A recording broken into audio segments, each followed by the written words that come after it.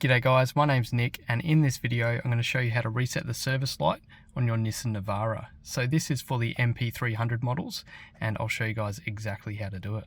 So we're going to be using these buttons here on the steering wheel. So we can just press this button here to go through the menu. We're going to keep going through till we get to the settings menu. So you can see here we're in the settings menu now. So now we can use the down button here to scroll down to maintenance, and we're going to select that by pressing it in. So we've got enter there, and we come into our maintenance menu here, so we can reset the oil control system. So we just hold down the enter button,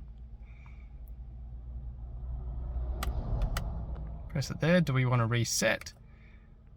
Yes, confirm it there, so that'll reset to 20,000 Ks. We can go back. We can go down to our oil filter, so we'll reset that. It's a bit overdue.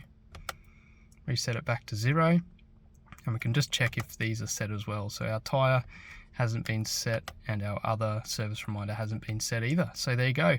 That's how you reset the service light on your Nissan Navara, so on the NP300 model. So if this helped you reset your service light, please give it a big thumbs up and subscribe to my channel. Cheers guys.